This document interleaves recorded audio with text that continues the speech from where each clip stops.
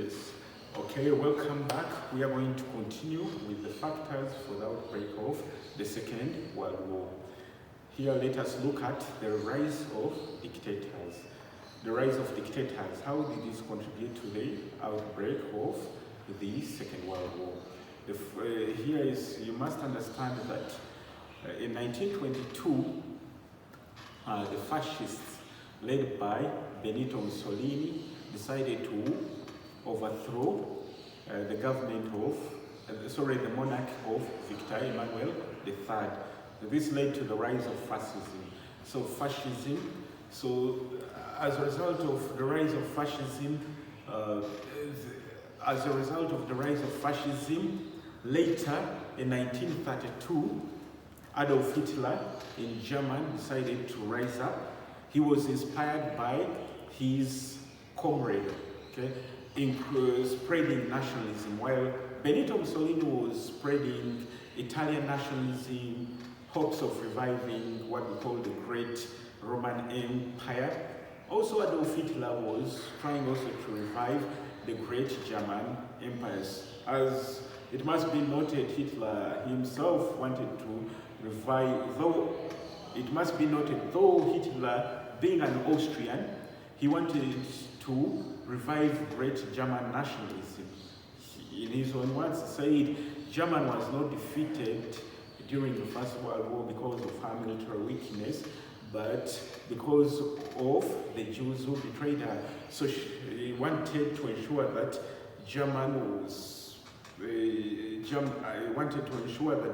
there must be nationalism, German nationalism, and the Aryan race must be its superior.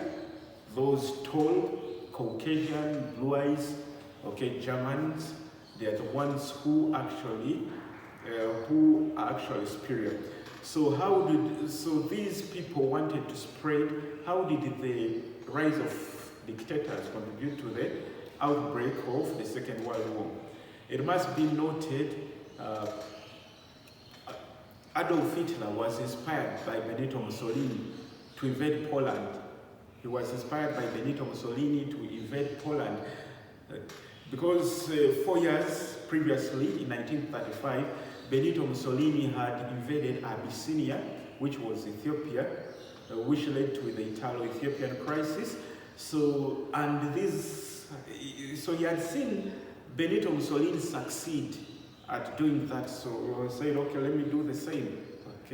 So the Poland's invasion, Germany's invasion of Poland, in my words, I say was a carbon copy of the previous invasion of Ethiopia by Italy. Furthermore, the dictators spread what we call anti-Semitism, Dictators spread anti-Semitism. For example, Adolf Hitler, in his own words, he said that Germany was not defeated because of her military weakness. It was because she was defeated because of the traitors such as the Jews who stabbed traitors who stabbed Germany at the back. So anti-Semitism was so high in Europe. That's why you see that the German SS put a lot of the German SS under Adolf Hitler put a lot of Jews, the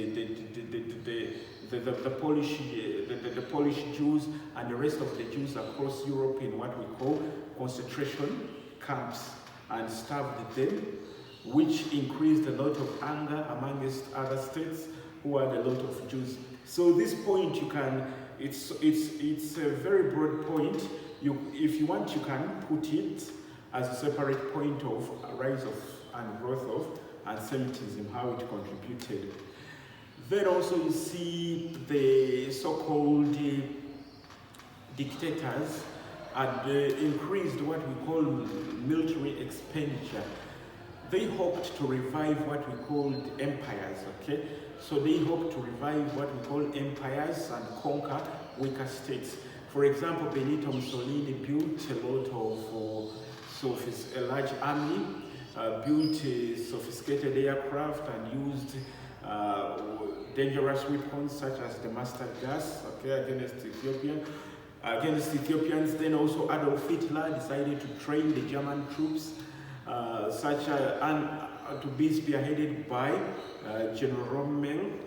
Then also build what we call the Panzer Brigades, dangerous sophisticated weapons such as the Luftwaffe, also other weapons such as the V2 rockets, the first ever what we call ballistic and cruise missiles, the V2 rockets. Then also we see, so these people build sophisticated weapons. So the so-called dictators, the rise of dictators, they built sophisticated weapons which is steered to the arms race. So you can still also give also this as another point of the arms race, okay? So let me try to look at another point. Why I'm trying to make this brief, they're just general causes of the Second World War. Remember here you'll be writing, and time is not usually on your side, okay? Let us look at the arms race. The arms race, as I told you, this also comes both in the First and the Second World War. So the arms race also contributed to the outbreak of the Second World War. How the arms race, this was a struggle for military supremacy. Here you actually see that the Germans were building the Panzer Brigades, building sophisticated weapons such as the Luftwaffe aircraft, building the U-boats, building the Tiger, Panther tanks, then training large army under Colonel Rommel. In fact, Germany had the strongest tank command. Then also you see Britain under the likes of General Montgomery, building also strong navy ships like the HMS HMS King Edward VII ship, which was sophisticated. You also see the Americans building the B-52 bombers, which inflicted a lot of war havoc across on Japan. The US building the so-called Patton tanks, being spearheaded by one of the most ruthless generals such as George Patton, also being spearheaded by one of the greatest military generals, the Supreme Commander known as Dwight Eisenhower, who was later the US president. Also you see the likes of General Arthur Mark Douglas, who was instrumental in defeating the Japanese in the Pacific. You know, USA for it was mainly involved in what we call fighting Japan. Mainly USA's involvement was mainly fighting against Japan in liberating countries like Philippines, liberating countries like Malay, Burma, okay, defeating Japan. Then Russia was mainly involved in trying to defeat German. Then these other European countries, for them, they were mainly fighting German and Italy, okay? So here you see that that's arms race. Each country was getting armed to the teeth, fully getting armed to the teeth to see who is better, who is who. In my words, I say that these weapons were just used as experimentation, a waiver, expanding the conflict beyond, hence the Second World War. I strongly recommend students to put those weapons, to put those generals, to put those wars, to put those years. So, because history is based on impression, okay, so it's based on impression. So there are several other factors. Some other people also include the Spanish Civil War. How did it contribute? So the Spanish Civil War between 1935 to 39. So this was led by a Spanish general who had been inspired by Adolf Hitler and Benito Mussolini by the names of General Franco to overthrow what we call the Spanish monarch.